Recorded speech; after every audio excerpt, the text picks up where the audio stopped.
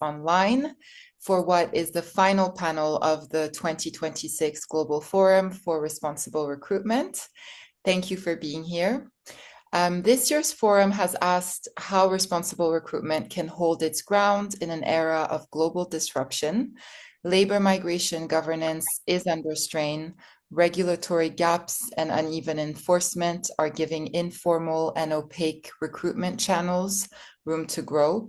And while many companies and recruiters have committed to the employer pays principle, implementation remains inconsistent across regions and across sectors. And it's migrant workers who carry the cost of that inconsistency. And it's in this context that this session turns to a dimension of responsible recruitment that deserves far more attention than it usually gets.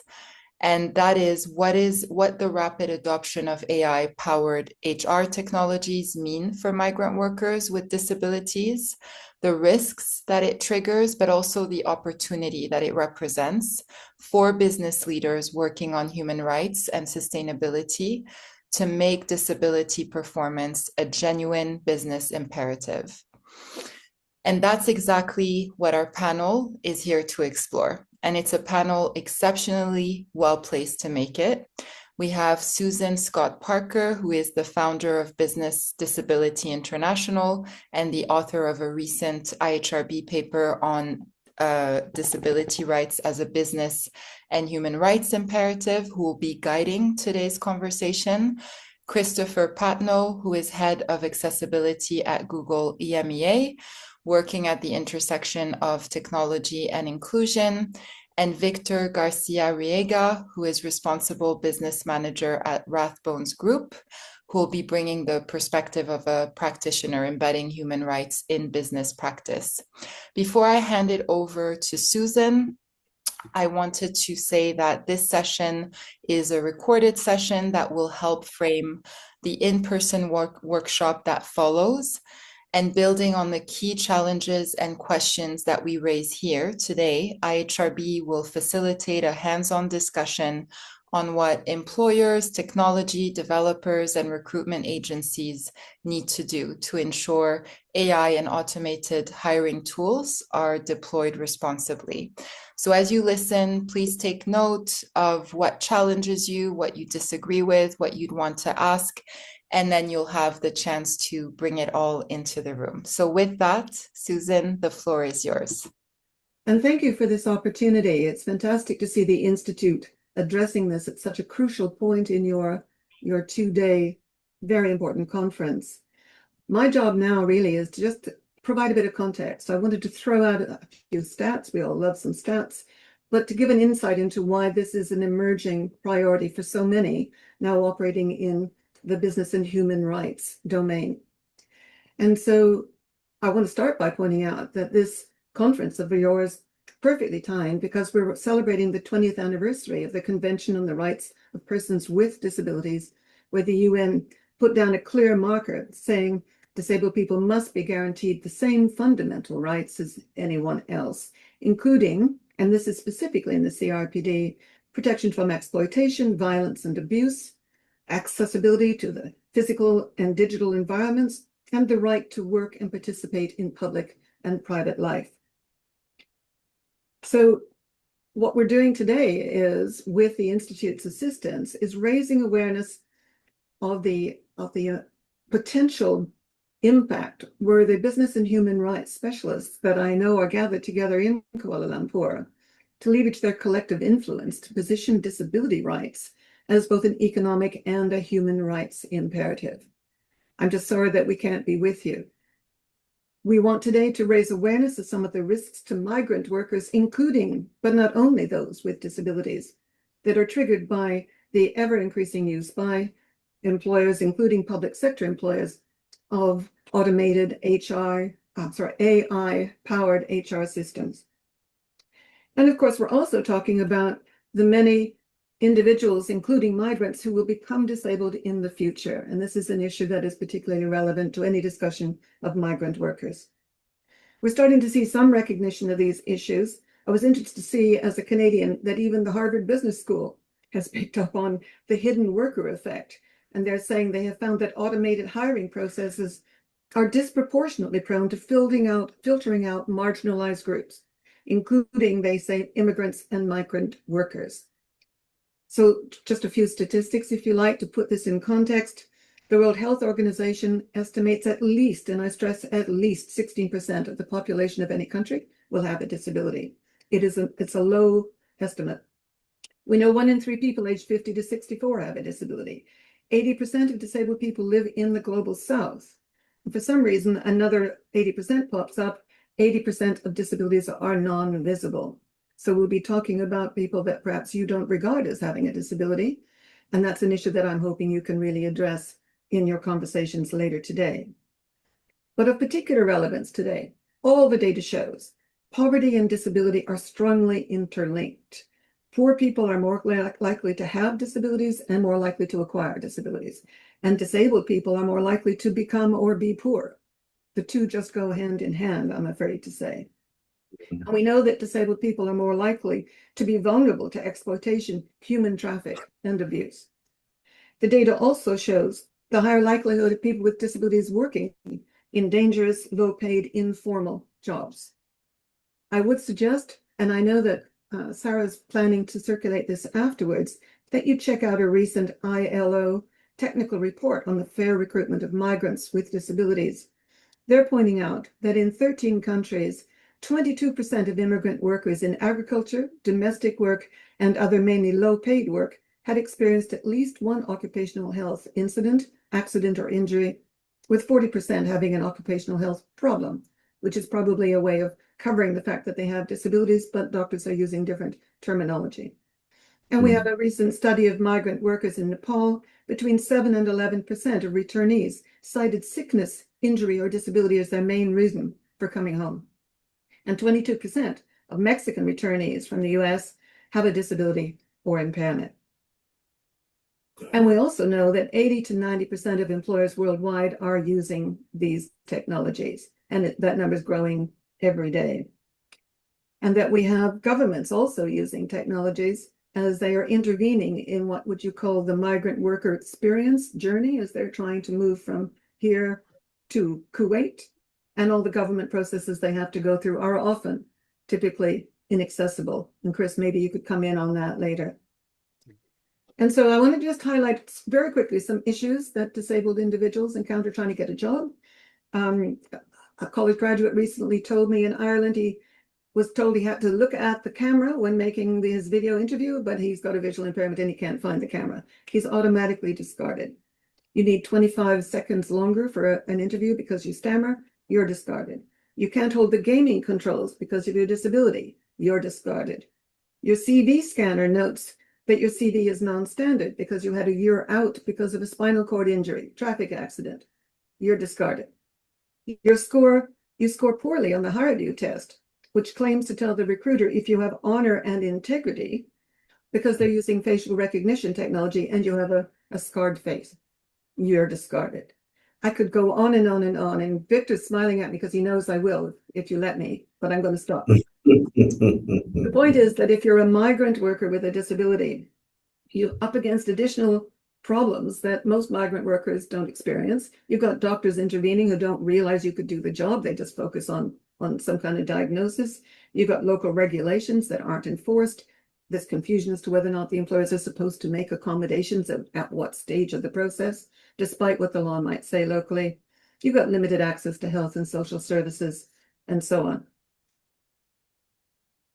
I want to finish, though, by making this really important point for all of us, that we've learned that systems that work for extreme users work better for everybody. And so I want to tell a quick story of the Director General then of our UK tax department. And he would stand up on stage and say his job was to persuade every taxpayer in the UK to fill in those forms online. He learned their average reading age was between 9 and 11 years of age. And then he learned that if he made the process accessible and user-friendly for people with visual impairments, color blindness, dyslexia, learning disabilities, hearing loss, ADHD, age-related cognitive decline, limited dexterity, and more, it would inevitably be easier for taxpayers with a reading age of 9. Now I'm asking you to think or maybe English as a second or third language, to fill in those forms. And so our aim here is, yes, enabling access to rights for people with disabilities as migrant workers, but it will open doors for so many more. So that's where I wanted to start. So I'm going to turn to Victor, because Victor, you've been in this world of business and human rights for a long time. Where do you see the real opportunities here? Is it realistic that we can mobilize the collective power of people like you in business and human rights work behind this agenda, positioning disability rights as an economic and human rights imperative? What do you think? Oof, wow. That's a big question, Susan. And I have a very simple answer to that one. I think there is a big opportunity here. But with big opportunity comes big challenges as well. So the opportunities, are endless, let's say. First of all, if we take into account some of the statistics that you mentioned, there is a big percentage of the population that's got a form of disability, and therefore there is a big market, let's say, for businesses who want to cater in a more inclusive way. But there is also a labor market in there that we might be missing talent from. So I think, and those are very specific examples, and I would say there is an opportunity, definitely. The challenges are also varied. Some of them come from a historical lack of resources for an area such as human rights, for example. I've been working in this area for many years now. And if I think back to 15 years ago, I can see that we have made quite a bit of progress. We have the guiding principles, we have a number of coalitions working on it, we have more companies considering human rights when they are going about their business day. However, there is quite a lot more to do. We still have a long way to go to, for example, running appropriate due diligence on our the agencies that we work with, the ones that help us find talent out there. We still have a way to go in terms of understanding how to make technology truly accessible, not just for our employees, but also for potential suppliers, for example, but also for future talent. We are doing, as a business, as an industry, as a sector, we're doing quite a lot in terms of, for example, supporting social mobility, supporting financial education, etc., etc. But I think there is a lot more that we need to include in those programs to make sure that this is reaching not only people because of a social economic status, but also people who, because they have one or another form of disability, might be at a disadvantage compared to other people. So, well, and certainly, Victor, I'm going to interrupt you there because we do have some time limitation today. Certainly, my excitement about this conference was that for the first time, a major institution addressing human rights and business is talking about disability. Christopher, where do you see the opportunity in the fact that it's human rights, our audience today, that we're looking at? I think what we need to remember is that we are not ever defined by one aspect of who we are, whether we're disabled, gay, queer, socioeconomic status, where you come from. We are all, every one of us, these intersectional beings, and these things change over time. I moved from the US into the UK, and I sometimes have no idea what people are talking about because context and culture makes a difference. So it's sometimes, especially in like when people are telling jokes, I have this just inherent disadvantage. So I say this as a lighthearted way, just to show that someone who goes into a different place has a temporary or short-term situational disadvantage. Then you have the stress and the reason people had to leave. This is a human right because it happens to every single one of us. We're not staying at home in our beds waiting because we're afraid of the world. We're in the world trying to make it a better place. We have to take advantage of what we're good at and the goodwill and the expectations of people around us. That's what makes it a human right, because it happens to all of us. Then you overlay the impact of technology, and technology is often designed by people who are thinking about one factor at a time. It is when someone creates a technology, you think, okay, I'm gonna. And actually, this reminds me of what you said earlier, when you designed for the extremes. Rabbi Yarrow, a friend of mine, says if you design for the edges, you get the center for free. And this is just good practice when it comes to designing software and systems and services.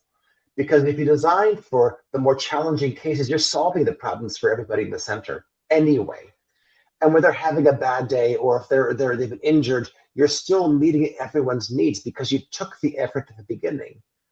So one of the challenges that we have is realizing that every single one of us is intersectional.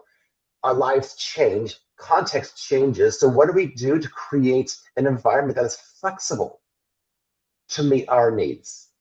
And I'm going to challenge you there. I want to challenge you, Chris, because one of the challenges we have in this conversation about how HR technology is impacting migrant workers is HR, right? The buyers, because they don't position disabled migrants as a priority. They're not interested in removing disability-specific obstacles. They're trying to manage complex systems and using recruitment agencies, the Randstads of this world. So what do we do there? So the HR. I want to come in here as well after Christopher. Sorry, Christopher, go ahead. Well, I'm going to ask Victor if he can change the behavior of his HR people. I'll come back on that. Christopher. So I think it really has. It's that things roll downhill. So if the organization makes a determination, HR is supposed to follow the expectations of the organization. The recruiting organization is supposed to be following the expectations of the HR team, and the procurement team is just responsible to provide a piece of software that meets the recruiter's needs. But if you can change the organization, everything else rolls downhill. The challenge is that often doesn't happen.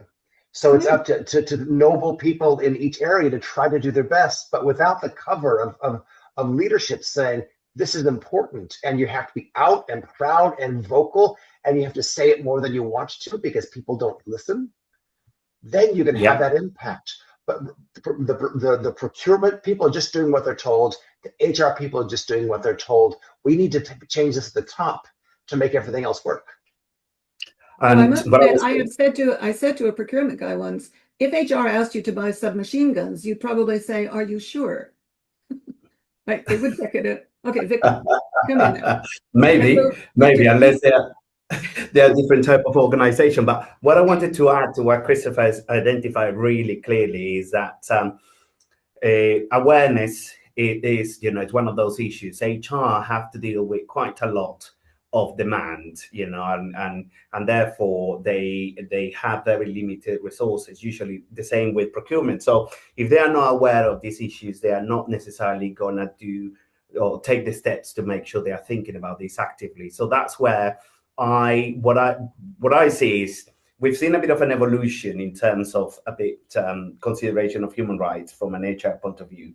We started with gender a little bit, gender balance. We need to have a bit more consideration for women and these. Then we started putting a bit more attention into, sexual orientation, etc. And there was work that was done through HR to make sure that we were, looking after that. And then we became about ethnicity and etc. So we've been making progress, in a way that is being taking one characteristic, another characteristic.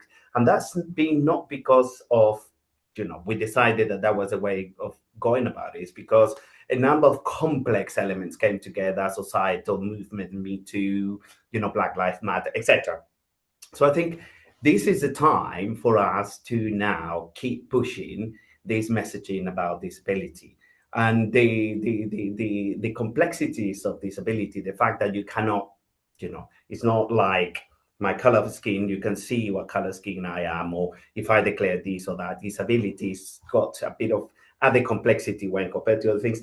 But if we work with our HR teams, if we as human rights professionals, as sustainability professionals, ensure that we put in our plans engagement with HR around this issue, eventually we will get there because they are open to all of this. And at least in my experience with my HR colleagues, when I come to them and I ask a question, they do engage and they looked at ways to finding a solution. So let's challenge that, because I've heard disability, 20% of the workforce just dismissed as niche, right? Why are we talking about this niche thing? We've got so many other constraints and so on. But if it is a human rights issue, and then you're doing human rights due diligence, do you not hold your HR people to account for whether or not they are in effect enabling rights properly for people with disabilities that they encounter as applicants and colleagues? Is it not part of due diligence to ask them those questions? And if you would expect so, and if a disabled person is discriminated against, who in the company is responsible or accountable? Is it the HR director who ordered the tool? Higher view saying I don't have any integrity because I'm facially disfigured? Who goes to jail? Who goes to jail? Yeah, I think it's one of those questions that again, it's got a bit of a. I'm going to be a bit of a broken record here, but it's quite shared. It's a bit complex because in the first place, it's very difficult to identify a company that's got human rights due diligence nailed down to the teeth. Yeah, Google will do very well in certain areas and not so well in others. We will do relatively well in some areas and others. And if you look across the board, that would be the case, because let's think about this. It's not just human rights from a HR angle, but you also have to look at a supply angle, but you also have to look at an employee angle, and etc. And human rights is a myriad of the different facets of individuals, as Christopher was talking, that we are, and to be able to cover them all, it is a massive challenge. It is a massive challenge, and we're still working on it. So what I say in this area is liability will be linked to those who are closest to the risk and who are supposed to know. Many people will look at us as good advisors when something needs to be done. So part of our human rights practitioner, part of our sustainability practitioner role is to make sure that we are able to raise some concerns, some issues, and bring people together to work it, and provide expertise in certain areas and look for expertise in other areas where we don't have it. So I think it will depend on a case by case. It would be unfair to point at one person and say, it's your fault. Of course, there will be cases where that might be the case, but in general, it is more because of the ecosystem, is more because of many different reasons. Okay, Christopher, comment, please. I think we have a carrot and stick problem. You say who goes to jail. The problem is nobody goes to jail. So you need a stick. But if you only have a stick, then you're going to go down to the point of lowest common denominator compliance BS. Sorry, it's been a long day. You don't want to have it be just lowest common denominator compliance, because that's not going to create the tools that actually make the difference. But if you don't have enough stick and enough carrot, the right answer isn't going to come. What accessibility is really about is providing options for people to meet their own needs, because everyone's needs are going to change over their life or over the day. So what we need to do is to stop thinking about a tick box approach of these things, but take a look at the thoughtful ways that someone has the ability to take an accommodation or a mitigation for some of these HR technologies. You need to have that off-ramp for someone who doesn't fit within the core box. And that's what an HR professional can say. We want to accept and allow this to happen. This part doesn't have to come from the leadership, but it's nice to have the support. Someone has to say, these are the things that we're willing to take an accommodation for. The problem is there's so much fear about fraud that people aren't willing to do that. So how do we handle the problem of fear of fraud and supporting people who have needs. And this is an unsolved problem in every aspect of government, in every country of the world. Well, fraud when it comes to applying for benefits, but I don't know many job seekers that are prepared to take on the stigma of having a disability just on the You off would chance be they can get. no, you would be so I surprised. dispute that. And I don't think if we're talking about disabled migrants that they're out there claiming disability status. If anything, the research Okay, has shown that's they're disguising it, right? Because they fear they'll never get a job, or they'll be sent home, or they'll be stuck in, country X for the rest of their lives. Yeah. but on the same side, they're the ones that are going to have that have the most need. Hmm. So Yeah. this is why you need to have this transparency of accommodations.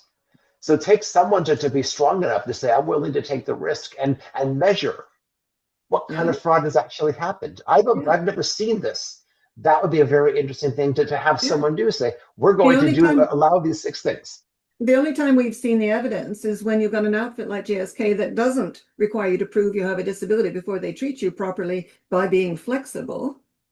And they, over 9 years, have seen no fraud. They got rid of a little appeals group they had where they anticipated there would be all this stuff internally. I want to bring us back, because time is short here. I have to bring us back to migrant workers, because what you're describing, Christopher, is that insight that you can't treat people, migrants with disabilities or anyone with a disability, fairly at work if you're not both accessible in the sense of the built environment and the technology accessible to groups of people, and adapting for individuals, because no two blind guys are going to need the same arrangement to be productive.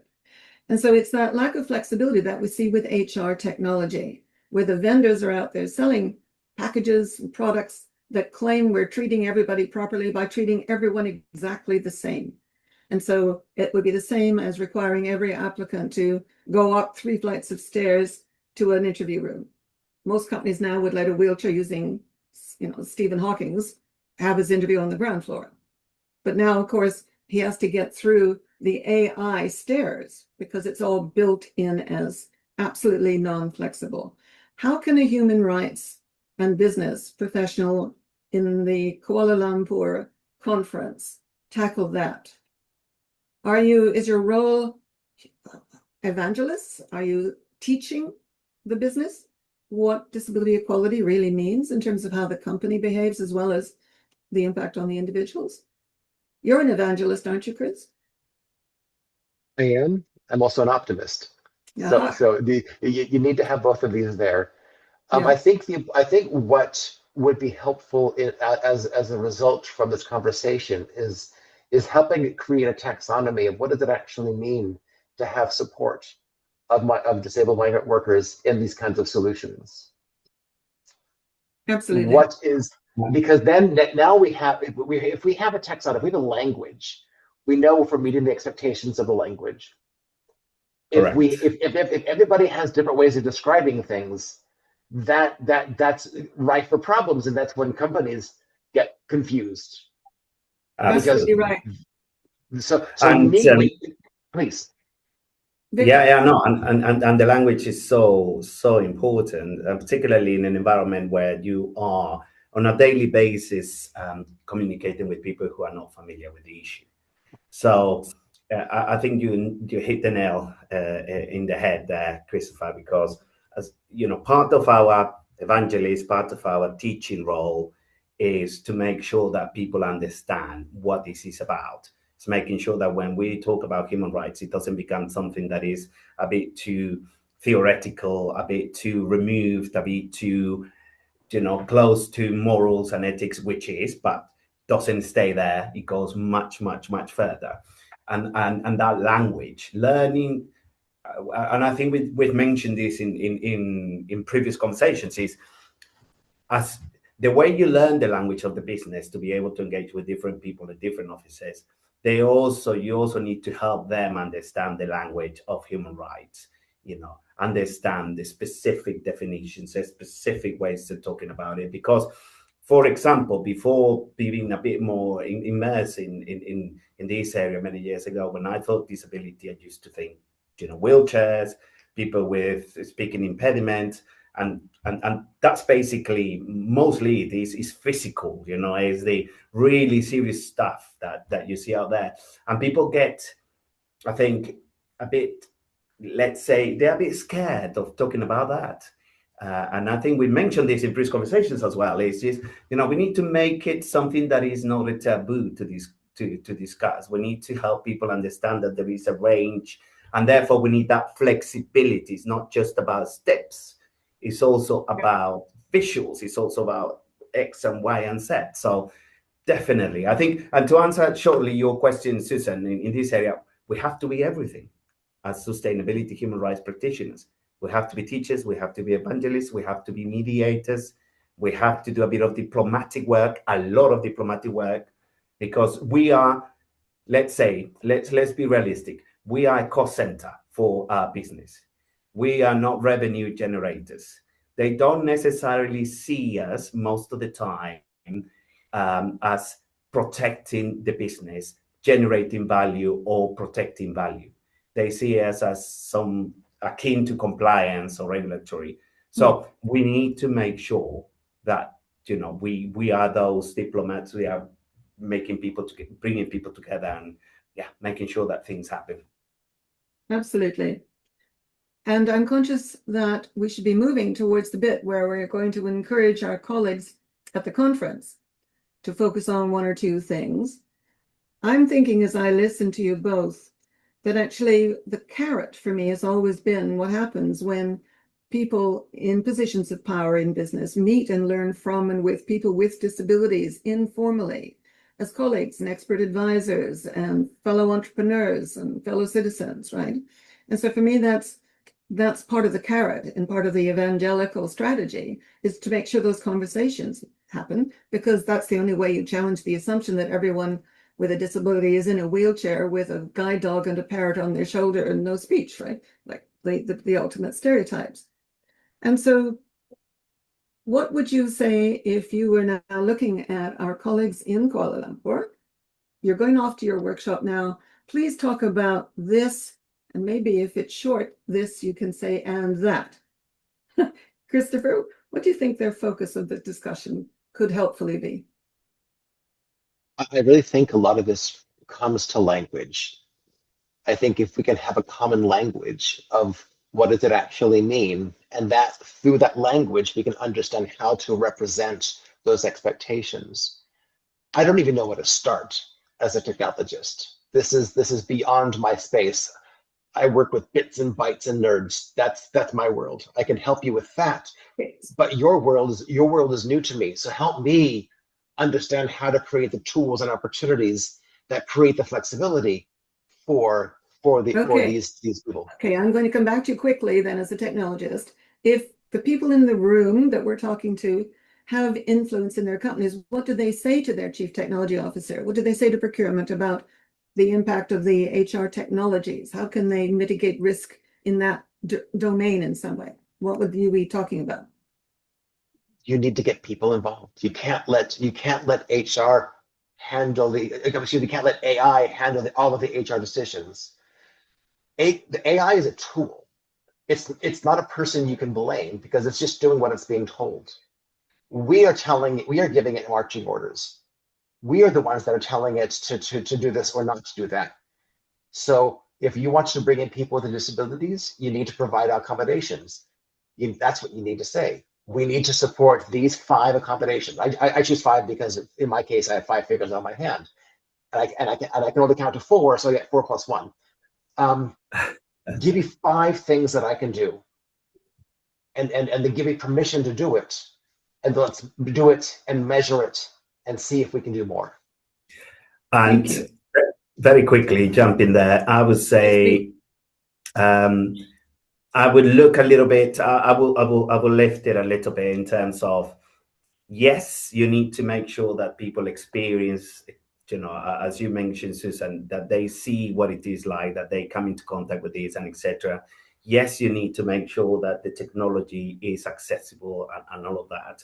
But I would say, make it an integral part of your approach to human rights. And how you do that is making sure that every time you are looking at these, you present as full a picture as possible.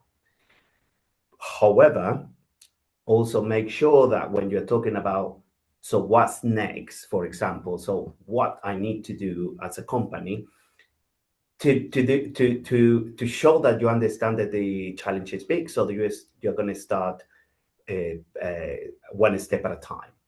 Although the human rights, let's say, issues are complex, you need to be able to demonstrate, to show your company that you are not asking them to address all of these issues in year one, but you are going to do it in a way that's creating, exponentially value and is opening doors to address other human rights related issues in this case. And AI is a fantastic tool, at least I've been using it in that way, to, for example, make sure that you know where your risk is the highest, because that's where you should start. Where's the highest risk, plus where you may have the influence to address that risk. So I would say, now that we have AI, you have the opportunity to go through 100 different documents that you probably couldn't do a year ago or 2 years ago because of the energy and time. You can do that, can help you identify where the highest risk for you is and where you have the highest influence, so you can start there. Yeah, that sounds like a good plan. And so I would just add that if I was in the room, I would be looking at who needs to do and say what differently in my business in the next 2 years, right? You talked about it having to come from the top, that we're treating everyone on an equal basis. What does that really mean for us? And how do we communicate that it's not about inclusion, which is a choice? It's about first treating people fairly on an equal basis. Because you also enhance talent acquisition. How do you get all the carrots and the what was the opposite of carrot? Sticks. Sticks. Carrots and sticks. Or a really big carrot that you can attack people with. Yeah, I got you. A weaponized carrot. All right, we're weaponizing everything else in the world at the moment. Well, thank you very much, everyone. Thank you. As ever, we always find ourselves slightly not quite agreeing. I'm still a little more on the treating people properly isn't really a choice, is it? Anyway, let's come back to that. And Sarah, I think at this point you wanted to come in and take us back, if you like, into the actual workshop now that you're setting out. Yes, thank you so much. So first, I wanted to thank you all for guiding us through this conversation, through really framing this next workshop, bringing up practical, reasonable steps that are available. And really, the key message, I think, is really treating disability rights as a core business and as a human rights responsibility. And what I'd like for us to do now is to take, some of the learnings and the provocations and some of the challenges into the room so that we can continue the conversation with colleagues, with us in Kuala Lumpur. But before I do that, I wanted to really thank you all, Susan, Victor, and Chris, for your time today and for this provocation. And yeah, thank you. Thank you very much, Thank you so much. Thank you.